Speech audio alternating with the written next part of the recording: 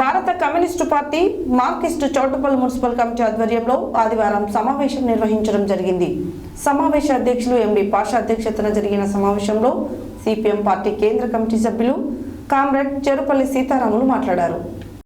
భారత communist party Marxist Choutuppal municipal committee ఆధ్వర్యంలో ఆదివారం సమావేశం నిర్వహించడం జరిగింది. సమావేశ అధ్యక్షులు ఎండి పాషా అధ్యక్షతన జరిగిన సమావేశంలో సిపిఎం పార్టీ కేంద్ర కమిటీ సభ్యులు కామ్రేడ్ చెరుపల్లి సీతారాములు మాట్లాడుతూ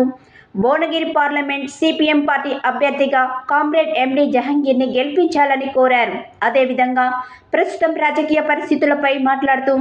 కేంద్రంలోని బీజేపీ ప్రభుత్వం గత 2 టర్మరీల అధికారంలో ఉండి తాను ఎన్నికలలో ప్రకటించిన వాగ్దానాలను అమలు చేయక రైతాంగంపై నల్ల చట్టాలను తీసుకొచ్చి వందలాది మంది రైతుల చావులకి కారణమయ్యారని, అదేవిధంగా ప్రతిపక్ష పార్టీలపై ఈడీ దాడులు, సిబిఐ దాడులు నిర్వహిస్తూ భయభ్రాంతులకు గురి చేస్తున్నారని, అవినీతి పరులు బీజేపీ పార్టీలో చేరగానే వారిని నీతి పరులుగా ప్రకటిస్తూ మరియు ఎన్నికలలో ఎలక్ట్రల్ బాండ్ల పేరుతో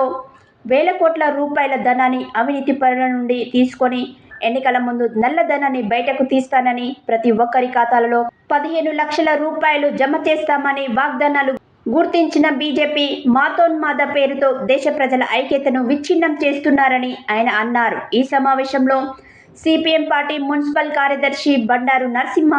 పార్టీ జిల్లా కమిటీ సభ్యులు Avvari Rameshwari, municipal 4 leader Gopagani Lakshman, councillor